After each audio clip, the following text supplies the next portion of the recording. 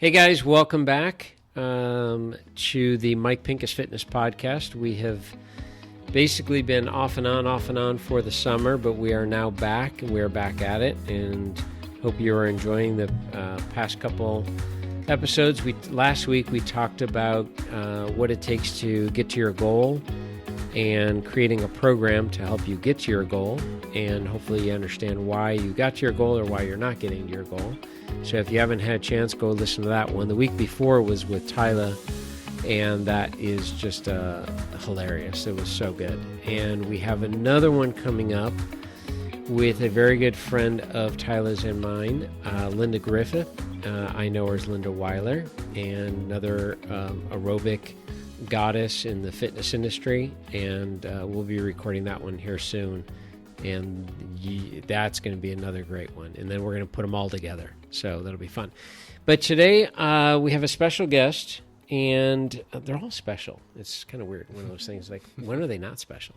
But today we have a gentleman by the name of Colton Waltner. Correct? How I spell it? Said it? And Colton came to us via Tyler. And he sat in and listened to the podcast, and he was interested about podcasting and so forth. And of course, if you starting to understand who I am, my feeling is everyone has a story, and every story should be told. And I learned that from my grandfather, that our job is to listen to everyone's story that we come across in our life. We put those stories together in a book, and that becomes our novel. So I'm a firm believer that in just meeting somebody, you will find a place in your life for them, and a need for them at some point. You don't know when or why, but there's a reason that they're all there. But it's important to hear their story and where they come from. So welcome to the show, Colton. Thank you. And let's start out with some of the basics to kind of get to know you. Where'd you grow up? Newbury Park. All right, so Yeah. literally a town right next door to us. Yeah. So for those who are not familiar, we're in Thousand Oaks, California, and Newbury Park is literally the next town over. And you went to high school there? Yeah, high school, elementary school, middle school, everything. Okay. Oh, great. What was your favorite memory as a kid growing up in this area? My favorite memory is just everything you could do outside. We live right by Mount Boney. Okay. So, I mean, you can go on hikes. You could ride bikes there. You weren't really supposed to ride bikes up in those hills, but you can ride mountain bikes. Oh, yeah, absolutely. Yeah, so, and then there's that back road trail down to the beach. Yep. We'd ride bikes down to the beach and everything. So, basically, I mean, I grew up right before phones and iPads were a thing. Exactly. So I still got to That was hang out perfect. outside. Being outside. That's awesome. And for those that are not familiar with the area, we call it basically Sycamore Canyon. And it is just, it's a whole nother world. I mean, you see it, and we're in suburbia, Southern California, but you go there, and within 3 minutes down this blacktop, and you're in a whole new world. And, I mean, you could be in the middle of Hawaii. You'd have no idea. It's just spectacular, especially when it's green. What did your parents do for a living when you were growing up? So my mom was a stay-at-home mom. Okay. There was 3 of us, and we were all kind of evenly spread out. So Boys, she had girls? 2 older sisters. Okay. Yeah, so she had her hands full. Oh, yeah. My dad, since as far back as I can remember, maybe 6 years old, worked at Amgen. Oh, really? Yeah. Okay. And so he's been there for the last 30-some-odd years. Terrific. Mm-hmm. What was high school like for you? High school was interesting. High school was a lot of baseball and a lot of sports. And by that time, my freshman year going in, I wanted to play every sport I could because I did growing up. Okay. But quickly realized that coaches didn't like you playing all sports. No. Which is interesting. Yeah. But I realized that baseball was my sport. If I was going to play in college and at the next level, then it had to be baseball. Right. So what position?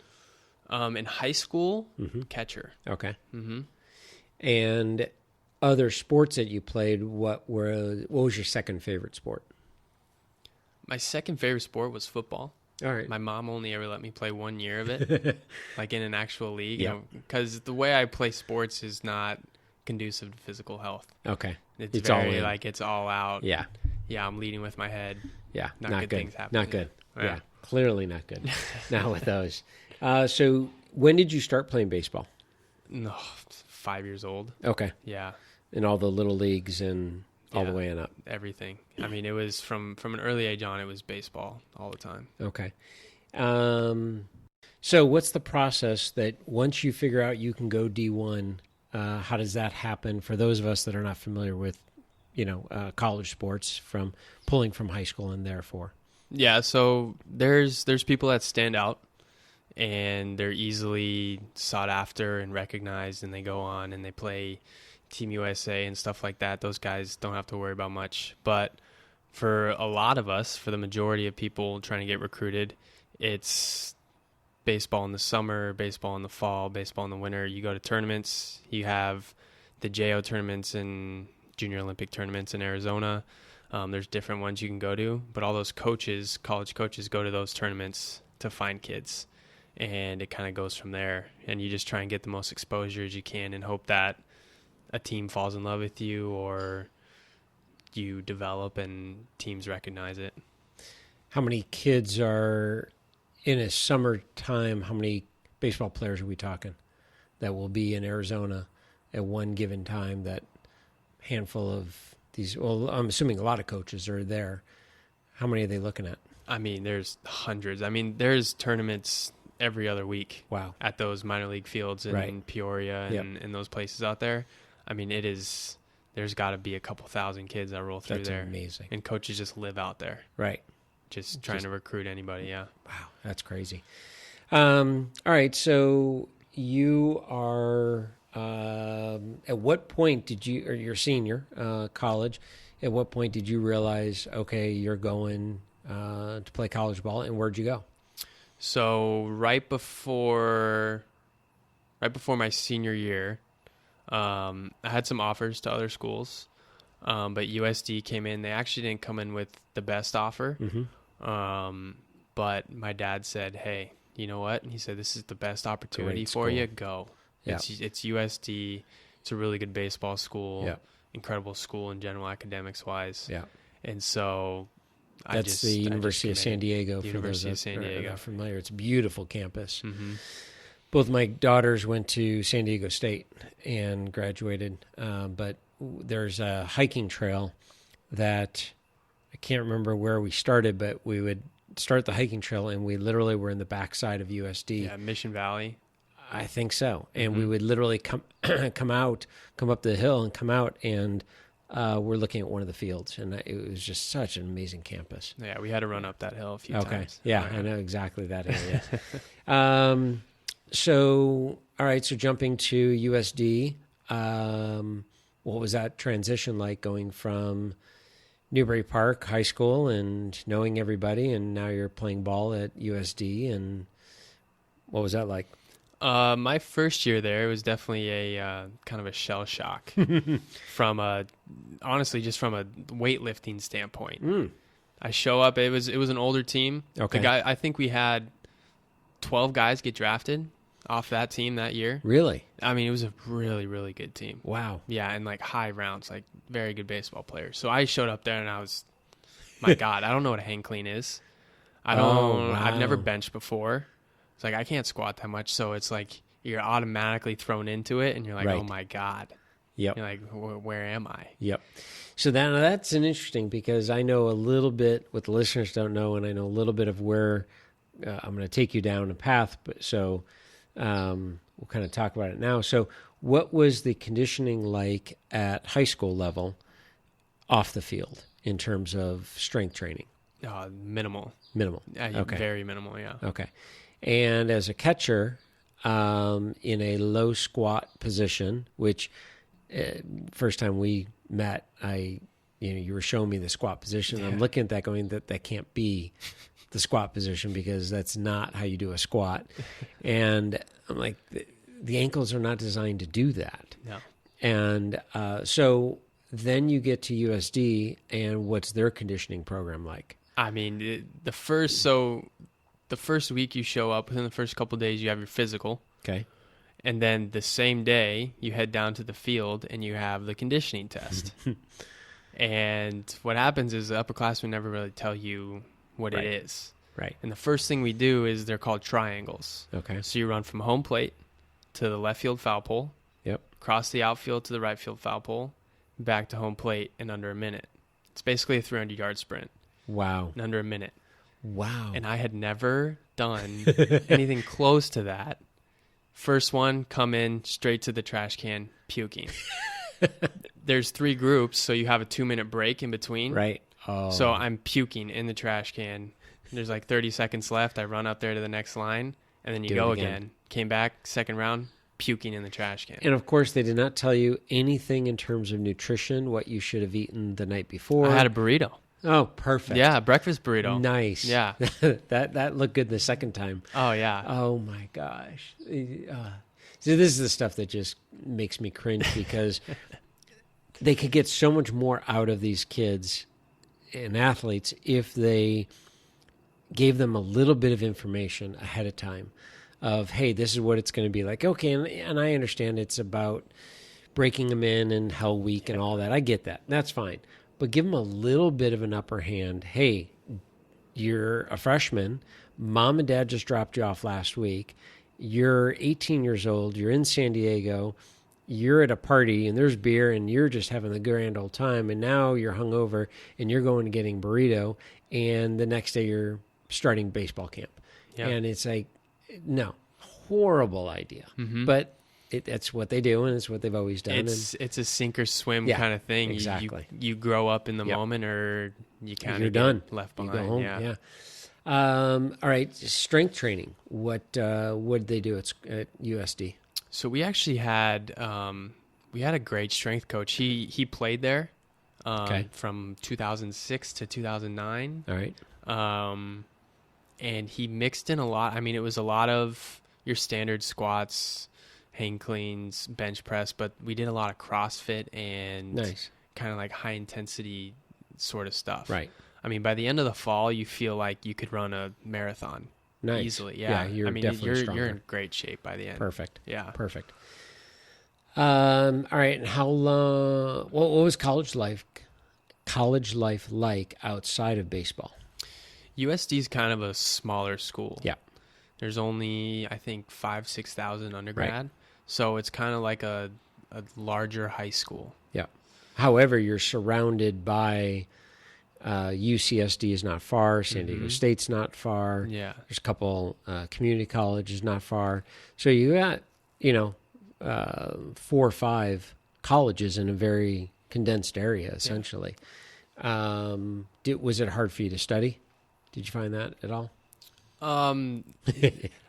For me, Mom and Dad stop listening right now. Well, see, the thing is I always felt like I owed it to my parents to get good grades. Nice. Because I didn't have a full scholarship. Most baseball players don't have a full scholarship, which is what a lot of people don't understand. Right. There's 35 guys on the team. Each team gets 11.5 scholarships. Really? 11.7. So they got to divvy that up. So a lot of guys are paying at least half, or sometimes less, sometimes more. But I figure, I'm here. Right. I owe it to my dad, who's helping me go to the school to get good grades. And that's kind of the way I approached it. It worked. Very cool. Yeah. That's awesome. Very good. All right. So how many years did you play at college? So I was there for 4 years. Okay. Mm-hmm. All right. And then what was the transition? Well, again, like in high school, you knew it junior year that, all right, I think I could play D1. You're now in college playing. What's the feeling that you could go beyond? It would have been about halfway through my sophomore year. Okay. Freshman year, I didn't play a lot. Okay. There's so many good players on that team. Right. I mean, it's crazy thinking about how many guys were on that team. But my sophomore year, I didn't know I was going to be an everyday starter going into it.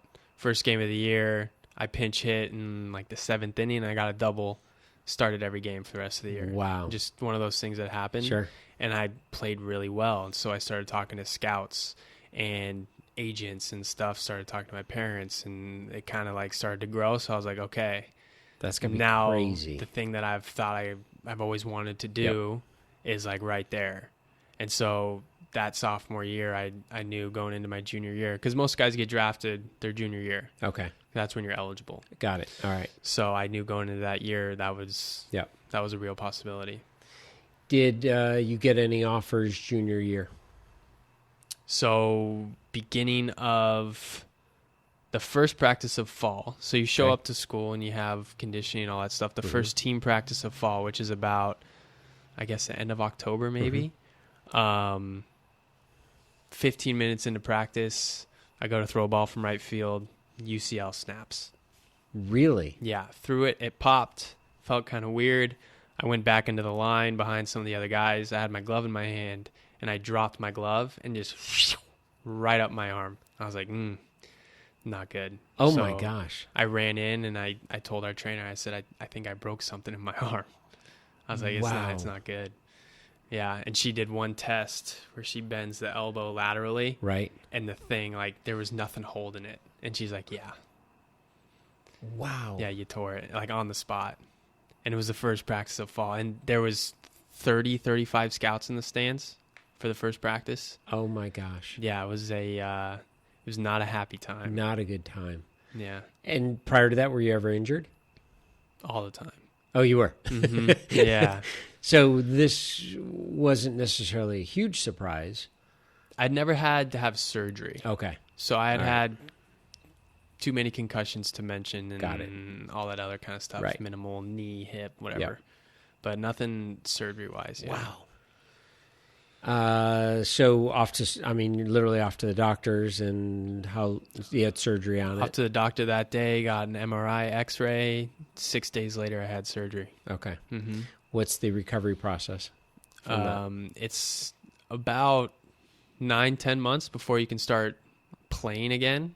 It's usually Wow. a little over a year until you're feeling okay. Okay. And it's like 2 years before you feel like 100% Right. kind of thing. And But that- after about 10 months, I felt good. Okay. Yeah. And that was sophomore year? Beginning of my junior Beginning year. of junior year. Yeah. So there goes junior year. Gone. You're out. Mm-hmm. Still on the team, Yes. technically. Mhm. And you go to the games and you go to practice, but you're not doing anything. Yeah. Everything. Wow. All right, you recover in senior year. Yeah. So spent the whole summer basically trying to build my body back up. Mm-hmm. Because after surgery, I kind of was in a bad spot. Sure. Kind of went down a bad road of putting on a lot of excess weight and feeling depressed and all that stuff. Right. But kind of turned it around. Senior year, came back, and the draft and playing pro ball was still a very real thing. I still had interest in stuff. But now that I'm a senior, redshirt junior, it affects the money thing Sure. for the draft. So juniors have leverage. Seniors, you got nothing Right. because you're either Yeah. going or you're not. There's no Exactly. school left for you. Yeah.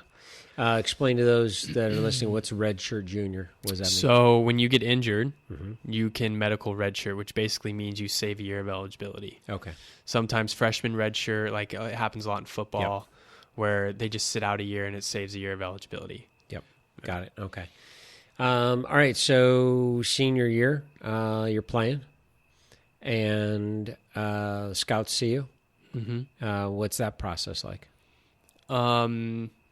It was much like the beginning of my junior year before I got hurt. Okay. And towards the end of the sophomore year. This one's a lot more. You start having meetings with the scouts, and Right. you take tests. You take eye tests. You take reaction tests. You take memory tests. They test everything Okay. to compile it all for when they go in their draft room on the day of. But it's a lot of that stuff during the season and before season. Wow. All right. So draft day. How does is it literally like we see in the movies? Is it that exciting? Is it boring? Is it where are you at? Where were you when you got the call? Yeah, it can depend. A lot of people are with their families. I was down in San Diego still. Okay. My agent lived down there and was based out of there, and I was working out down there just so I could stay around because I didn't really have anywhere back here. Right. So the day of the draft came, and the first day came and went. and I didn't get picked. I mean, it's only the first couple rounds, so you could assume that. And then the next day comes, and they start rolling through it. And I got called in the 6th and the 7th round, and they're offering, you know, 10 grand, 5 grand is what the typical senior, what a lot of people don't know is a typical senior will sign for 10 to 15 grand Really? in the 8th round. So you can put 8th round next to your name, Right. but the money in the bank isn't looking so good. Right. And so for me, I had a number that I wanted, Right. and they weren't offering that early on. So I didn't care if I went in the 7th or 8th or 9th or Sure. whatever. I just wanted enough money to make it worth it. Right. So I waited and waited and waited. Phone calls back and forth. Probably there was like 3 different teams towards the end. And then the Twins drafted me in the 21st round. Wow. Yeah, second pick of the 21st round. That had, I mean, that had to be an amazing feeling that you are drafted as a professional baseball player. It was. Even though, you know, it's not the first round, it's not the 8th round, it doesn't matter. I mean, yeah, I wish I would have appreciated it more in the moment. I would imagine. Yeah. I mean, that's crazy. Mm-hmm. I mean, there's not, I mean, think of how many people you know that are never going to experience that, that would love to experience that, and have no idea what that feeling's like. That's pretty amazing. I equate that to, just as an analogy, is as an avid cyclist, we will climb some major climb, and the people I'm riding with, I tell them, into ways of encouraging is you have to earn the view, and that's the name of my cycling company. And I tell them is how many people you know that will never be able to do this. Yeah, they could drive up here, but they're never going to literally earn that view of being on a bicycle. And so for you, that draft day, it's literally a culmination from 5 years old to getting the call of you're a professional athlete. Yeah. It's crazy. Yeah, and like I said, I wish I would have appreciated it in the moment. Right. Because at the moment you're like, it's the next step. Right. So now I got to make it to the big Yeah. leagues. It's like, okay, now what? So okay, now Yeah. I'm training and blah blah blah. I'm doing all this stuff. Now, I'm just moving did on. you graduate did the draft happen after graduation of college? Okay. Yeah, So it did. you've already graduated. Got it. Okay. So you call your parents, tell them you got drafted. I mean, what'd they do? Well, and they were following it and everything. Okay. So I called them and I told them, and I think they were more happy than I was. Sure. I mean, that's a lot of, for my family, I mean, God bless them, because that's a lot of weekends and holidays. We didn't go on family vacations, really. I was playing baseball. Yeah. So my sisters, too, that's a lot of sacrifice for it. Baseball. So I think for them, they were really excited, and Sure. I was happy. But again, I was like, all right, here we go. Yep. Yeah. Exactly. So you get drafted, and when do you report? A week later. Okay. And where do you go? I go to Fort Myers, Florida, which is where the spring training facility is. Got it. Yeah. Yeah. My mother-in-law actually lived in Fort Myers, so I'm very familiar with the area. Not what you expect, probably. No, it's a culture. Yeah, it's definitely a culture shock. Yeah, it is. Weather-wise, people-wise, it's very not different. Southern California for sure. It's very, very different. Jonathan and Michelle are laughing. You guys lived there, didn't you? We lived northern Florida, Yeah, you know the area. Yeah. All right, so you're in Florida, and how's that go? It goes good. I show up there. We go through all of our tests, our physicals, all that kind of stuff. You're just meeting guys. It's kind of like a whirlwind the first couple weeks, and then I think after a week and a half or maybe 2 weeks, you get shipped off to wherever you're going to play. Okay. So some guys go to different levels, but most of us just went to the first level. Back up for a second. Are you ever drafted to the majors out of college? Does that happen? Or is everybody go to the minors? Not anymore. Okay. So some guys will only spend a year or two, which is even rare. Okay. For most guys, even guys who are like all-stars, best players in the league, they we're in the minor leagues for like 4 years. Really? 3 or 4 years. Yeah. Okay. Mm-hmm. Well, yeah. Again, I don't follow baseball all that much, enough to get me in trouble, probably.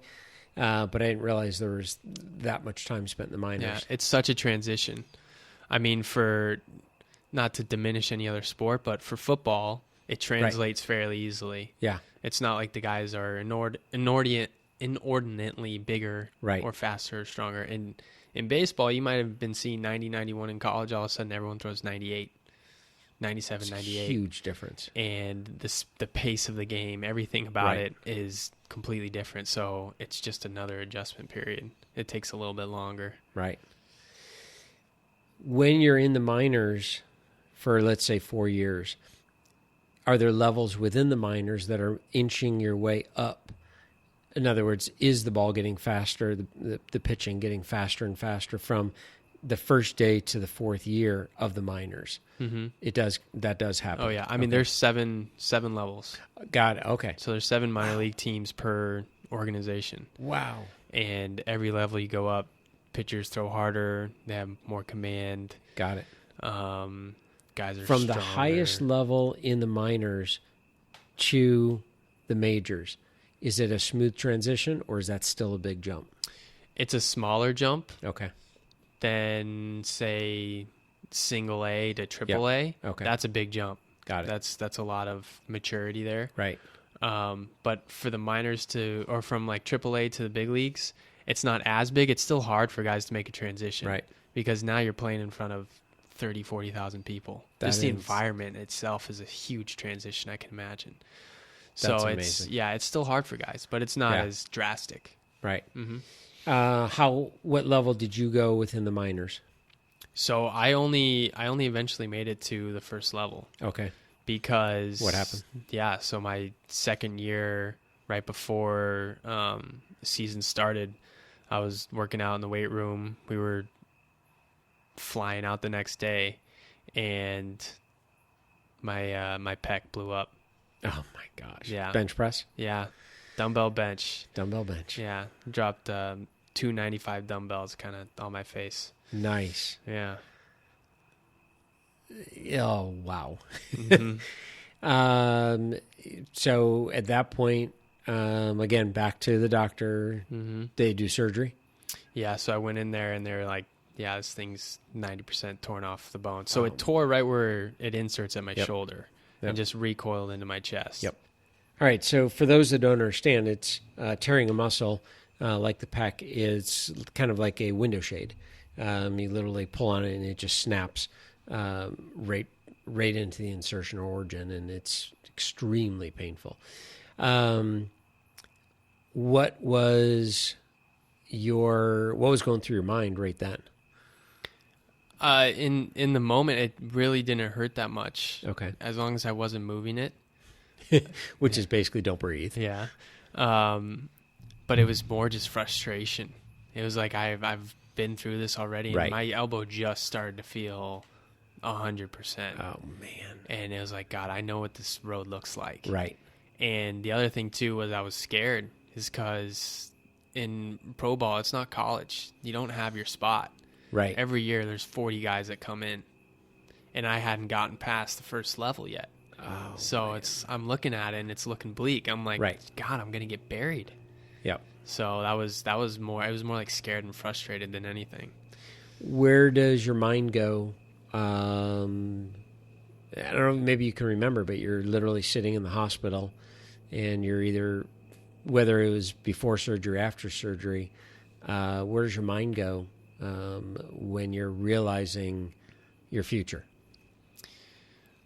I think the week after I tore it, right before my surgery, every day I was thinking about it, because I was like, this is not going to be easy, and I know I have other options, and I know I heard this quote. I don't know where I heard it, but he was talking about, as soon as you start thinking you have a plan B, you're done with plan A.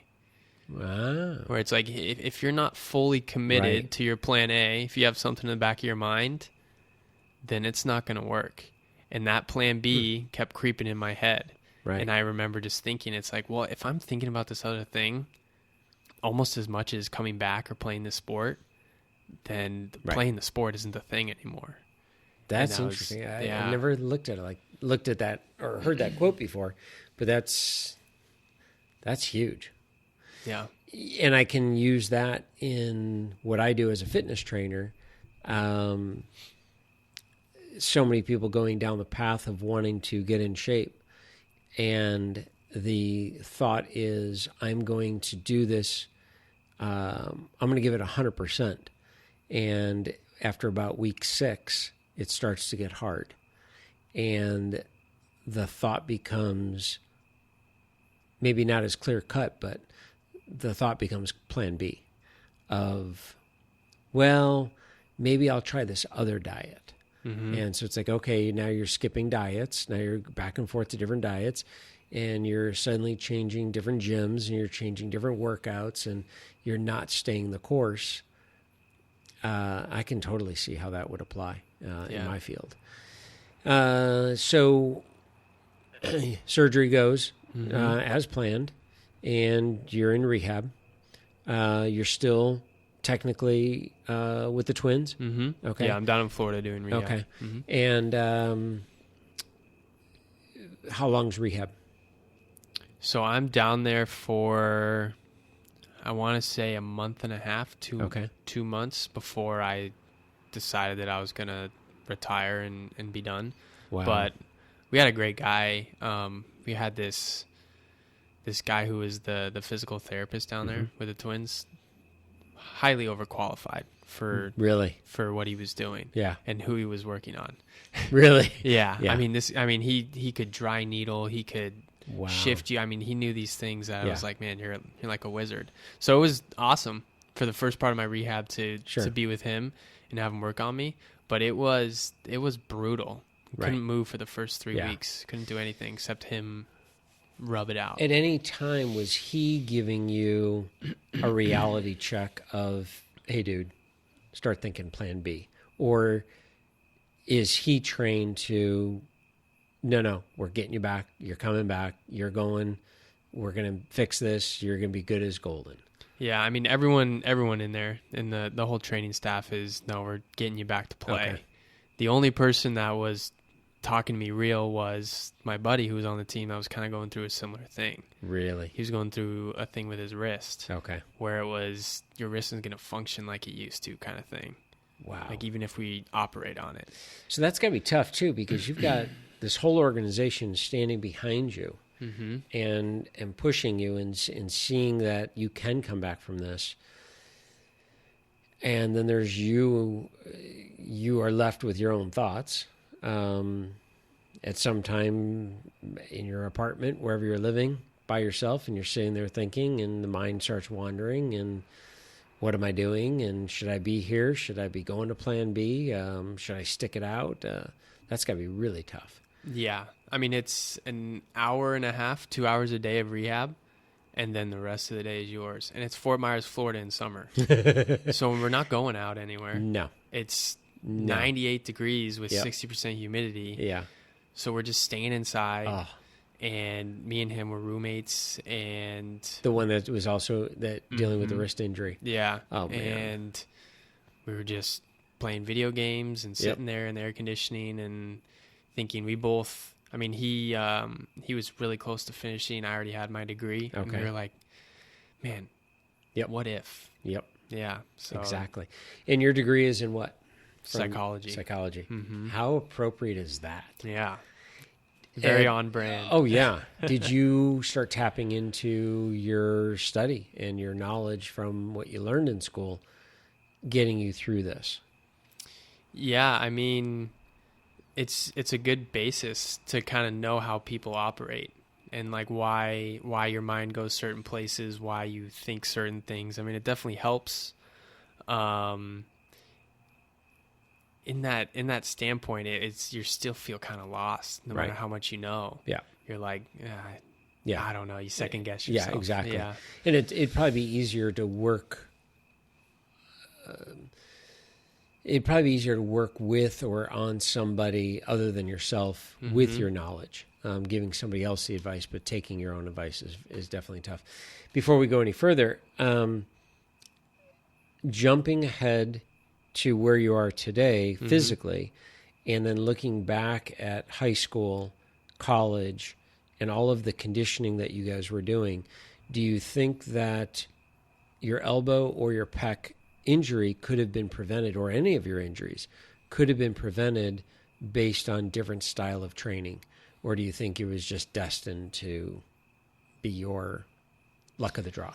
Yeah, it's actually interesting that you kind of bring that up, is because in the last couple months, I've kind of been thinking about that. You know, why are, not just myself, because I have a ton of friends that non-contact injuries. And I see football players, non-contact injuries. And I'm like, what's going on? Because we're all doing different training styles. Right. As long as you're doing them effectively, I don't think there's one style that is going to hurt you more than the other. Right. I think people are too heavy. When you get to college, it's eat, put on 15 pounds. When you go to summer ball, it's put on muscle. I want to see you 10, 15 pounds heavier. When I was playing, I was 195 to 200 pounds. Wow. Lean. Or at least 190 to 200. Yeah. Not chubby. Right. No, I was What thick. do you weigh now? 170 to 175. Yeah. And I feel very comfortable. Yeah. And so I think, and I don't know that much. I'm not schooled in it. Right. I'm not a fitness person, but I don't think that your ligaments and your joints should just break all of a sudden, unless there's a lot of stress on it. And I think 15 to 20 pounds year round on a frame that shouldn't carry an extra 15 to 20 pounds, I think that just puts your ligaments and everything under stress. And for me, mine gave out. My muscle, my ligament. There's no question. There's definitely some truth to that. And there's the speed at which we grow and put on size. When you see, I always loved seeing, I remember my senior year in high school. Actually, it was my junior year in high school. I came back. I was living for 3 years, 8th grade, 9th, and 10th in a small town. And I came back to the town that I had not left at the same high school. And so I was a junior, and one of our seniors was bench pressing for reps, 500 pounds. And I had heard about it over the summer. And when I left, he was a big guy, but he wasn't enormous. And here he's a senior, 18 years old. And I saw him on my first day of junior year walking, and it looked like the Hulk. I mean, literally his sweatpants were torn. And I'm looking at him like, there's no way that is okay. And he was just enormous. And that was the beginning for me, that probably the love of bodybuilding and the size, how massive somebody can get and everything. But when you grow that quickly, when the muscles grow that quickly and everything else doesn't have time to catch up, there's definitely going to be some side effects to that. There's no question. The other part of that is I've got some friends of mine that were former professional football players, professional athletes, competed at 260 pounds, and are now hovering at 200 pounds. And they feel so much better. They're so much more agile. They're so much healthier, less pain on the back and the hip and the elbows, everything, all the joints. So there's that aspect. But there is definitely the aspect of the style of training that goes into it. It's funny. When my daughters were in high school, I've been a trainer for 32 years. And so I was obviously a trainer while they were still in high school. And my oldest daughter was a competitive cheerleader. And I would go to some of the practices, but I would go to all the competitions. And when they didn't hit a stunt, or they did a couple falls, or whatever it was, the coach had a way of punishing, if you will. And I'm all for teaching the kids a lesson. That's fine. But the conditioning she would have them do, I'm just sitting there going, nobody's winning here. Like, this is not going to make them work harder. This is not going to get them stronger. This is going to piss them off at you, and you're not getting ultimately what you're after. but you think you are. But I had to tread really thin ice in kind of approaching, because I'm just a personal trainer and I'm not an ATC, which is an athletic trainer. So I would interject every once in a while of things of what you shouldn't be doing and so forth. Then I became a trainer with my daughter's dance team. And now both girls are in high school, and I'm explaining to both the dance team and the cheerleading team about strength training and how it's important and what you should be doing and so forth. Somewhere along the line, bench press comes up. And I made the comment that I'm against bench press unless your goal is to bench a lot of weight. Mm-hmm. If your goal is to compete at a powerlifting meet and you have to lay on your back on a bench and press X amount of weight up, that's a sport. And I'm all for it. It's a great sport. But for any athlete, there's no reason to bench press. Any athlete, I'm convinced. Because on the football field, you never see a bench press. You never see a stable environment except the ground. The only time you would ever bench using that motion in a football game is if you are on the bottom of the pile after the play is over and you want to push all of these guys off you. This is the only time you're going to bench. Yeah, it's true. And so I remember specifically we were at our house and a bunch of the football players are over, and my daughter is cheerleader, and they got into conversation. I'm inside and I'm listening to this, and the guys are doing the, what do you bench? What do you bench? And I'm like, oh, here we go. And my daughter just like, bench? Why are you guys benching? And, oh yeah, we heard your dad, says that benching is useless in football. And and so they start getting into it.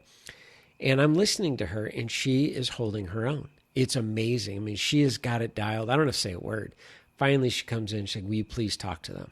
I'm like, you're doing great. You've got this. They don't even know they're wrong, but you've got this. So I go out there, and I said, look, it's real simple.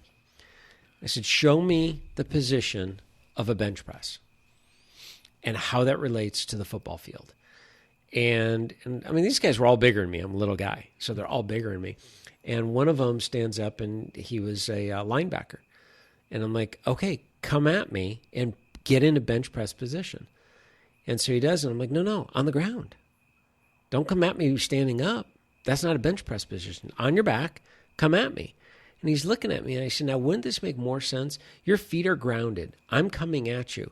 Wouldn't it make more sense to have resistance coming from behind you with your feet on the ground and pushing me away? Bands. And I said, that's tubing. I said, matter of fact, there's a company called Hammer Strength that makes that motion where you can stand and do it. I said, that's great. I'm all for that. I said, not for a bench press. But what about, I said, try again. Squats. Perfect example. We had back in fitness industry, local gym area here, we had this massive dude, 6'6", 350-pound guy named Ryan. Played pro ball, and he was trying out for the 49ers. Mm-hmm. And he goes to run the 40, and he ran it too slow. And all they looked at him and said, stop squatting. And he's like, what? And they said, we know you're squatting. Stop. It's not doing you any good. And what are you squatting? He's like, I squat 750. They're like, stop right now. They didn't tell him anything about his running. They said, stop squatting and you're going to be faster. And sure enough, he stopped squatting. He got faster. Still didn't make the team, but he got faster. So when I hear of the traditional style of training and you look at what's been done forever, a very good friend of mine works with, he's I believe he's an ATC, but he has a local gym in this town, and he has more professional athletes than anybody in this town. He has more professional athletes that get drafted in the first round in both football, baseball, and NBA, I believe, than anybody in the country. I could be wrong on that. I mean, it's ridiculous. Mm-hmm. He's got 20 guys going in the first round. It's wild. It's insane to watch. And he and I have had conversation about this, and he's like, Mike, I can't stand the bench press. I can't stand clean and jerks. I can't stand squats. He's like, but I get these guys ready for the combine. And at the combine, they are going to bench, they're going to squat, and they're going to do all these things. So if I don't train them to do it, they're not going to make the team. Mm-hmm. He's like, I agree with you. it shouldn't be done. He says, but until the higher ups stop, it's crazy. So now he's really good because he's able to throw in so much more, what I'm doing air quotes here, functional training, which really means is their style of training that they're going to replicate as a baseball player. A lot of rotation. Matter of fact, any athlete, there's a ton of rotation, as you know, in any running. There's rotation inside that sprint. Yeah, the hips absolutely. rotate. Baseball, tennis, football. Rarely are you moving in a perfect sagittal locomotion manner. So why we're training that way is crazy. So I know that, for instance, you got into Pilates. Yeah. Now I look at that and go, okay, let's take Pilates back to your high school days and get you a solid foundation. Still let them bench and let them do, clean and jerks. And I'm not okay with it, but at least throw in the foundational exercises that are going to get the joints and tendons ready for what's coming. And I'm a firm believer that would have helped a lot. So I'm really glad to hear that you are going down the Pilates route, or at least experimenting with that, because I think you're going to come on the other side of this. I mean, you're still young, but you're going to come on the other side of this in 5 years. You're going to be stronger than ever.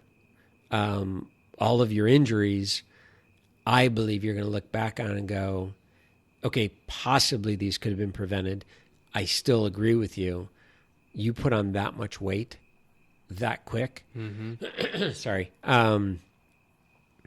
You're playing with fire. Yeah. I mean, There's no I question. agree though. Yeah. I mean, and I wish I knew then what I knew now. Obviously, hindsight's 2020. But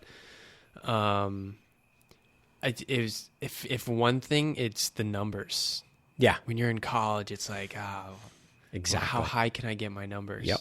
And I wish I would have just hung out. Yep. At around 225 on the bench. Yep. And about 250 on squat. Exactly. And just increased volume and gone about it that way instead of trying to push high 300s in squat and bench 300. Because in college I was benching 300 pounds. Isn't that amazing? There's no reason someone with my frame No. should be benching 300 pounds. Yeah. Because again, how is that going to make you a better baseball player? That's, and there are trainers out there that say that they do sport specific training. I'm like, okay, this ought to be good. How are you making in the gym without a baseball bat, without a ball machine, without anything to do with baseball? How are you making them a better baseball player specifically? And they start going through, I can do that. I said, no. You're making them a stronger athlete. What they choose to do with this newfound strength is up to their baseball coaches, their hitting coach, their pitching coach, the conditioning coach, all of that on the baseball team, on the field. All we're trying to do is make them a stronger athlete. If we need them to be stronger, should define strength now. It's not about the bench. It's not about your squat. I need you to be able to do a single leg squat in rotation. Why? As a catcher, dude, you're not coming straight up out of the hole with both feet. Now I know because I saw your squat. Both feet are not planted perfectly. You're not stacked perfectly. Your ankles are not straight up and down. Your shins are not moving straight. Your knees are totally caved in.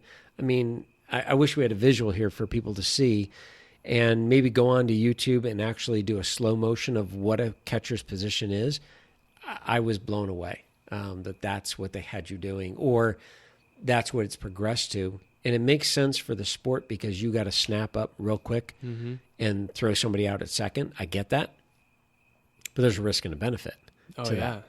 And the risk is, well, I'm shocked your ankles didn't blow. Well, and that's the thing. I mean, Tyler preaches this is the alignment. And like she always used the example of like CrossFit. She says CrossFit's a sport. Yep. Fitness shouldn't hurt your body. That's right. Sport hurts your body. Fitness should help it and Exactly. correct it and all that other stuff. Yeah. And when she said that, I was like, you are 100% right. So, along that analogy, a bench press is a sport. Yeah. A clean and jerk is a sport. Absolutely. A squat is a sport. Now, yes, you squat to sit on a toilet to go to the bathroom, but you're not doing it with 350 pounds on your back. So it's going to look a little bit different. Yeah. And if you are squatting with 350 on your back to go to the bathroom, you have problems. Yeah. So no, I love that analogy she gave in our podcast about that. Okay, so let's bring it back here. So you decided to do medical retirement, is technically what it's called. Yeah. And you're still down in Florida when you go through this? Yes. Okay. Yeah. And what's the next step from To- there? So you're down in Florida. You decide I'm doing medical retirement. Mm-hmm. You tell your coach. Who do you tell? And you walk into the minor league coordinator's office because they have an office down there. I called him, asked him to meet, walked in there, told him I wanted to medically retire. I had some other things that I wanted to pursue, and I didn't think I was going to get back to where I needed to be to keep progressing in the organization, in the sport, all that. And he said, "Are you sure?" And I said, "Yeah." And he said, "Okay." That's it. And he got a plane ticket for the next day. Oh my gosh. Just like that. Done. I mean, it is a business through and through. So, I mean, like I'm thinking back the day you got drafted. Mm-hmm. Well, thinking back the day you got brought into USD, then you get drafted out of college, and all of that was a process from the time you're 5 years old. Slow progression, building up a couple setbacks, build up, a couple setbacks. Rugs pulled out from underneath you. Done. See ya. Nice knowing you, kid. Enjoy your life. There's the last 22 years of your life. Yeah. Yeah, done. And we may see you out on the game. Or we may see you at a game if you come to the ballpark and you buy a ticket. We appreciate you, and we always have your back. But Right. Bye-bye. we're happy for you. Go do your thing. What else are they gonna do? You gotta respect it. I mean, You get on a plane, you fly home, yeah. and what was that like? I mean, you're just. You remember that day? Yeah, you're just sitting there. It's kind of like a zombie. Yeah, I mean, it's a full realization. It's like I am no longer the thing that I identified with for the last however many years of my life. right. And oh my God, I have to tell every single person, family members, friends, everyone back in town, because Newbury Park is small, Yeah, even though it's small big. town. Yeah, I was Colton Waltner, the guy that got drafted and played pro ball. Now I got to tell everybody that I'm not playing anymore. right. And that is, I mean, the biggest shock to your ego you could have. I'm Yeah. sure. Yeah. And you gave when we first spoke, you gave a great analogy of what that's like for you created at the age of 5 years old, you created your role, you created your job. That baseball is everything. Everything I do is all about baseball, whether it be throwing a ball or catching a ball or hitting a ball, running bases. I mean, there's 4 basic things that you have to do. That's taken away. And suddenly you're faced with, okay, now what am I? So, there's got to be some mind games that you go through. How do you go around that?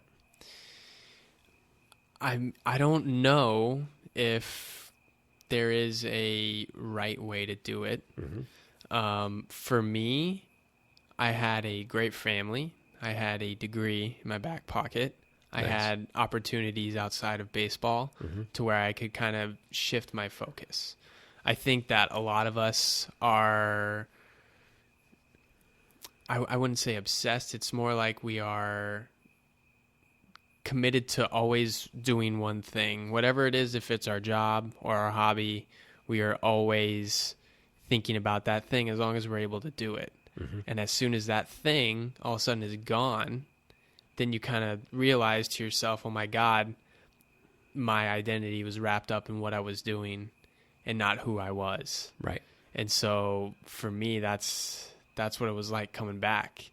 That analogy that I shared with you is much like with a lot of reading and stuff I've done. It's like soldiers coming home from war. Yep. By no means is retiring from a sport the same as coming back from Iraq or somewhere Right. in the Middle East where you've seen people die and you've been in that environment. But it is a loss of self.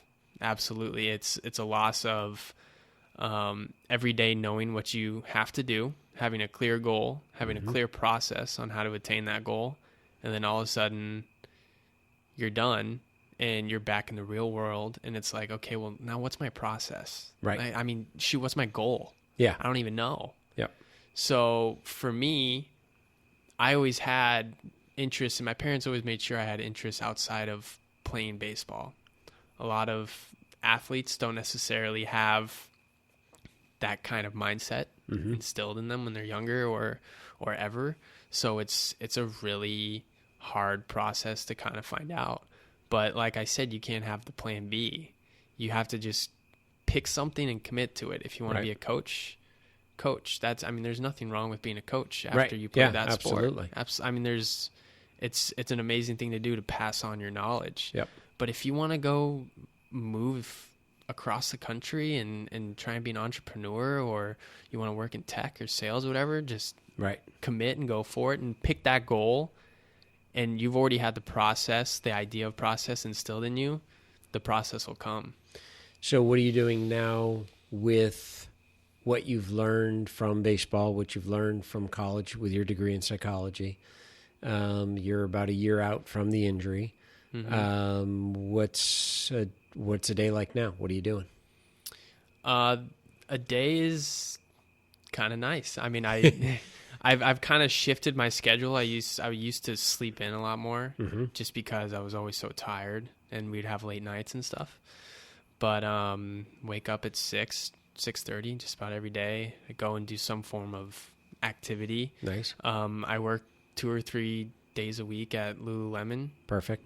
Part-time. It's easy. It's fun. It's a great culture and everything like that. Yep. And then I work for and with this company called Team Elite Performance with my partners, and we do some interesting stuff with college athletes. So tell me a little bit about that. What are you guys doing there? So essentially what we do is we go into different college sports teams. Right now it's mainly baseball. Some private companies. But we go in there and we basically do personal development. You hear a lot about mental training and stuff like that and team bonding. We don't like to use the word team bonding because it automatically makes you think of walking across fire coals or Trust Falls or whatever it is. And team bonding is more of a byproduct of what we do. It's really more like emotional training than anything. And my philosophy on that is emotions are like a skill set. You're born with them, but you're not born with how to use them. You have to develop them. Just like I wasn't born with the ability to play professional baseball. It took 15, 18 years to develop that skill. It's a great way to look at it. Well, so we're built with emotions for anger and sadness and happiness and all these other things. But a lot of us aren't really taught how to properly use it. I mean, some of us are very thankful. I mean, I had great parents, and they were a great example. But a lot of people grow up in an environment where anger isn't expressed properly, happiness isn't expressed properly, all that kind of stuff. Yeah. So now you're 25 years old and you're an emotional wreck because you don't know how to properly express them. So that's all we try and do is we go in there and we just create a space for people to share themselves and be vulnerable, and we kind of try and coach them on how our emotions work and how we should express them. I love it. You know, and it's interesting. I was listening back to last week's podcast that Michelle and I did, and we were talking about having a goal. Some people with fitness, they need to have a goal in order to consistently work out, whether it be a half marathon, whether it be swimming a certain time or a certain distance, or cycling, or strength training, competition of some sort. And sometimes the competition is within themselves. And I get asked this question a lot, and we covered a little bit on the last podcast, but thinking about what you're just talking now is one of the reasons that I've never preached about having a goal within fitness is once, and this is my own opinion, my own belief, but once you set this goal, it's so much about the destination, not the journey. And you completely forget why you're doing what you're doing. You're not enjoying it. Sometimes, it's hell. It's just flat out hell. But because my goal is to be a professional baseball player, to make it to the majors. My goal is to run a marathon in under 3 hours, whatever it is. And the journey is completely lost. Mm-hmm. And as a cyclist myself, I've signed up for 2 races. And I like to train with guys that race, but I don't like to race. And they all sit there and say, I don't understand. You enjoy the training, but you don't enjoy the race. I said, no, because as soon as I sign up for the race, it's head down and just pedal. It's me and the time. This is what I have to do in order to make my time a certain time.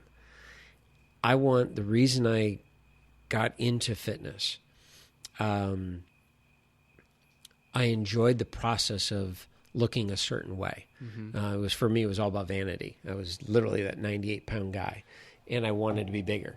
So I knew that in order to be more muscular, I had to lift more weight.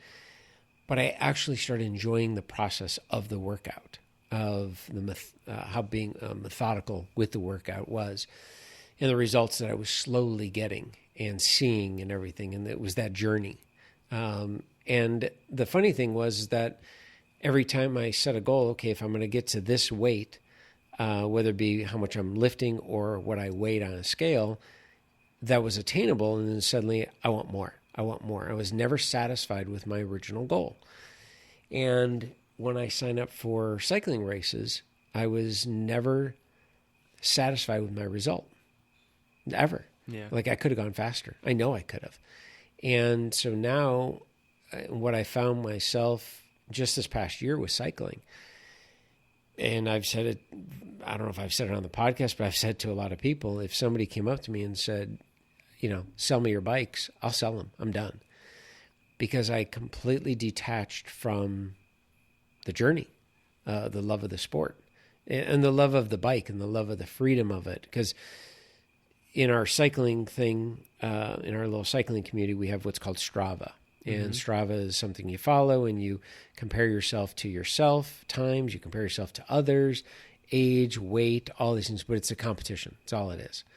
And they do social media to it, and it's pretty cool for that. But like anything else, it's a tool, and put in the wrong hands with the wrong mindset, it'll mess with you. And it sure did with me. And suddenly I'm like, I don't want to ride. Because if I get out there and I don't push it 110%, it wasn't worth anything. Well, the old me was like, oh my gosh, I'm out here riding. This is great. So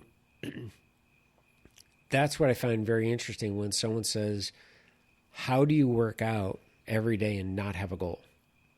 How do you not train for something? What are you training for? Like to be alive? Yeah. To be healthy, to not hurt, to not be overweight, to be happy. The list goes on and on. Yeah. So I think for you, one, I think it's fascinating that you guys are doing what you're doing. It's a perfect, for you personally, it's a perfect segue from the little bit I know of you, of taking that, I had the dream, I had the goal, it was this close. I mean, you were closer than most guys you even know. Yeah. Not guys in the minors, but up until you got drafted, you were closer than pretty much anybody back home, and you got to taste it. You knew what it was like. And then to have that all completely stop and then say, okay, I'm now going to work with other people and help them on this emotional process, and get them directed towards something else, I think is way cool. It's very cool. Yeah, I mean, to this day, I still have times where I feel like I'm a big failure. It's like the goal was professional baseball. Right. And I didn't make it there. Right. And in fact, I chose to not make it there. It wasn't like no one told me to. Right. I, under my own volition, said, no, I'm Yeah. done. And I mean, that was the biggest thing at the beginning when I retired was, man, I like let my family down. I let my parents down, all this kind of stuff. Right. And that was the hardest thing. And the fact that it still kind of creeps into my mind sometimes. You're like, no, I didn't fail. I mean, that was just a goal I had put out there. Right. And there's another quote. I know all these quotes and I don't know who says them, but In my world, it's a million different people. Who knows? Well, in my world, if you say it 3 times, you now own it. Okay. Yeah. I've said it enough. We steal it. I've said it enough to own it. Good. But if you really want to ruin a dream, accomplish it. Nice. I mean, people, it's so So fun. You true. get there and you're like, yes, I Yes. made it. And then Yep. you're like, okay, well, what's Yep. next? Absolutely. And like the whole process and the people and everything along the road, you missed it. You missed the point. Completely. Yep. And that's the biggest thing. Yeah. Is that's 2 things. One, I want to touch on that. Right on that exact point is I can remember Lisa and I were, we did not have kids. We were just married. We were in Palm Springs. She was working for a company, and all expenses paid. We got to go, stayed in a really nice resort, and we went over and saw the JW Marriott. And that's the hotel. It's got the boats inside. It's got water, and you can boat over to the restaurant. And I had heard about it. I wanted to see it. And I remember we went and saw it. We were in the parking lot. We're getting in the car. And I said, someday we're going to stay here. She's like, you're crazy. And I said, oh, absolutely. Because if I did the numbers, if I charge this and I work this many hours, we're going to have the money and our life is going to be completely different. And we surpassed that so long ago, that number that I had in my head. And I feel no different than I do today than I did 30 years ago. When it comes to the numbers, means there's no more happiness, no more sadness, no different. I'm fortunate enough that I've enjoyed my journey, and that's when I love doing what I do, and that's what I really preach with trainers, is if you don't enjoy the journey and you're in it for the money, I don't care what it is, you're going to really hate the destination. It's not there. That was one part. The other part of, you had said that, sometimes it creeps into your mind that you're a failure. Okay. So I will just from the story that you've told me for this last, feels like 30 minutes, but it's probably an hour. You did not fail yourself. Okay. I can tell you from a fitness professional, the fitness side, in my belief, is the foundation that did not get you to your goal. I strongly believe that. If at the age of, not at 5, but the age of 10 years old, if things were done the way I believe they should be done today, you'd see a lot more healthy professional athletes. And one of my mentors, his son at the age of 10 years old was a quarterback playing in little leagues, and he was destined to be the guy. And my mentor hired a physical therapist to help run his company. And this physical therapist came from the professional NBA. And he did an analysis on this 10-year-old. And he's like, nice work. You screwed him up. He's completely lopsided. And I don't know if I can get him back. At 10. He's like, you got to be kidding me. He's like, oh no, look at this. Shoulder height, spine, hips, everything. Because he kept throwing and throwing and throwing. He's like, there's not much more we can do here. And because we keep pushing them and pushing these kids faster and faster at a younger age.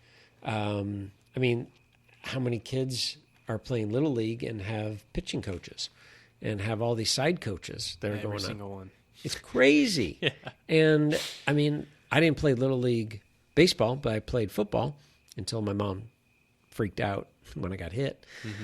I don't think Jewish kids are supposed to be playing football, by the way, or not at least with Jewish mothers on the sidelines. That I can tell you much. We didn't have that. We had 2 practices and we had a game. That's it. We didn't have any coaches on the side. We didn't do any running, any extra drills, extracurricular, anything. And we were fine. And so I don't know if it's the dads in us that say, well, my kid's going to be better than your kid. And I'm going to get my kid a speed coach. Well, I'm going to get my kid. And all of a sudden it's like, great, 12 years old and they're running times that you shouldn't be physically able to run until you're 16. It's like, what do you think's going to happen? And that goes back to whether they're putting on size too quickly or they're literally running too fast at too early of an age. The hips can't keep up with it. Yeah. So I would say is that the fitness side is what broke your body down. The lack of what I believe to be fitness, and Tyler would back me up on that. We failed you in that side. So you, no way, are a failure at all in that. The other thing is, dude, you're a professional athlete. Yeah, I know. That's the So any way you look at it, I don't care. You were there for 2 years. You made it. How many people you know outside of the minors that can say that? There's not many. So congratulations to that. Thank you. Very cool. Well, I'm hoping that there's going to be some people that are going to reach out and want to hear more from you. Where can they find you? You're on Instagram? Yes, Instagram. It is _Wally World _. Made it nice and complicated for you. Very complicated. Where's Wally World from? That's just my nickname's Wally. Okay. And there's, I think it's a National Lampoon's movie. That's what I thought it was from, and I'm like, there's no way, he's too young. No, that's what it's from. That's exactly, yeah. Yeah, and so it just kind of flowed, and yeah, perfect. yeah. _Wally World _ and Facebook or mostly Instagram. I mean, everything that goes on Instagram usually goes on Facebook. Okay. It's just my Easiest name. find There's only about one Colton Waltner out there. Okay, perfect. Very good. Well, I thank you for sharing your story and look forward to hearing more of what you're doing and what you guys are doing. What's the name of the company again? Team Elite Performance. Team Elite Performance. Are you guys on Instagram? We are on Instagram. Website's the same thing, Awesome. teameliteperformance.com. Perfect. Yeah. Awesome. Very cool. We will, I'm going to be sure watching. I'll be sure to be watching all that as well and keeping up with that. So very good. All right. Thank you. I appreciate your time. And until next week, guys, get out there and do something fun. Enjoy the journey. That's what it's really all about. Take care.